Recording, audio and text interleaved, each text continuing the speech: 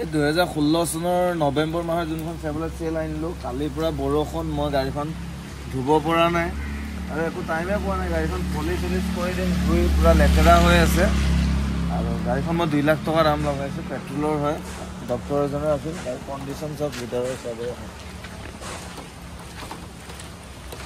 লেতেৰা হৈ আছে মই ধুই দিলে আৰু টেফলন মাৰিলে গাড়ী নতুন হৈ যাব ভিতৰতে চব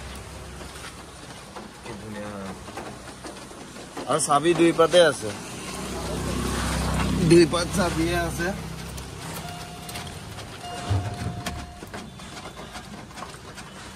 আৰু এইবিলাক চব প্লাষ্টিকে হেৰুৱা নাই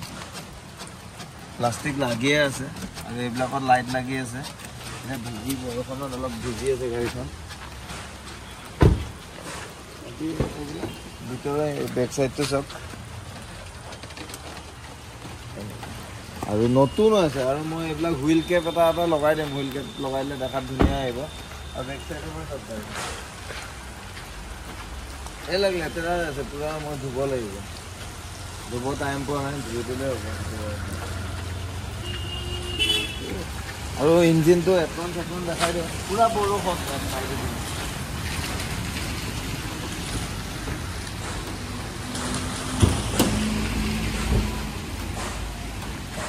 কালিৰ পৰা বহুত বৰষুণ